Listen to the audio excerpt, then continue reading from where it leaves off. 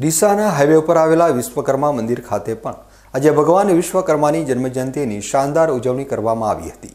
આ પ્રસંગે મંદિર સંકુલમાં મેળા જેવો માહોલ સર્જાયો હતો। વિશ્વકર્મા જયંતિને લઈ ભગવાન વિશ્વકર્માના વંશજ વિશાળ સંખ્યામાં ઉપસ્થિત રહ્યા હતા।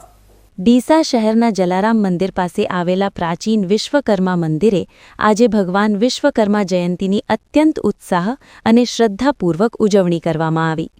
વર્ષ 1989માં નિર્મિત આ ઐતિહાસિક મંદિરે દર વર્ષની પરંપરા મુજબ આ વર્ષે પણ ધાર્મિક કાર્યક્રમોનું સુંદર આયોજન થયું હતું, જેમાં વહેલી સવારથી જ શ્રદ્ધાળુઓનો ભારે ધસારો જોવા મળ્યો હતો।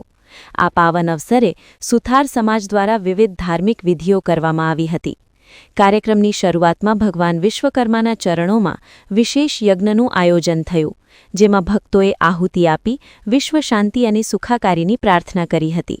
આ પ્રસંગે શહેરના વિવિધ સામાજિક અને રાજકીય અગ્રણીઓએ પણ ખાસ ઉપસ્થિતિ રહી ભગવાનના આશીર્વાદ મેળવ્યા હતા।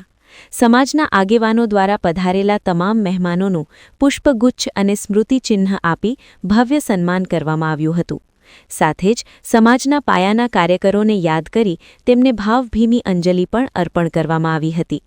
યજ્ઞ બાદ વિશાળ ભોજન પ્રસાદ એટલે કે ભંડારાનું આયોજન થયું હતું, જેમાં ડીસા શહેર સહિત સમગ્ર બનાસકાંઠા જિલ્લામાંથી આવેલા અસંખ્ય માઈ ભક્તોએ પ્રસાદ ગ્રહણ કરી ધન્યતા અનુભવી હતી। ડીસામાં આયોજિત આ વિશ્વકર્મા જયંતિ મહોત્સવ ભક્તિ અને સામાજિક એકતાનું ઉત્તમ ઉદાહરણ બન્યો છે। સવારથી સાંજ સુધી ચાલેલા વિવિધ ધાર્મિક કાર્યક્રમો અને મહાપ્રસાદ દ્વારા સમગ્ર સુથાર સમાજ અને શ્રદ્ધાળુઓએ શ્રદ્ધાપૂર્વક દાદાના જન્મોત્સવને વધાવ્યો હતો।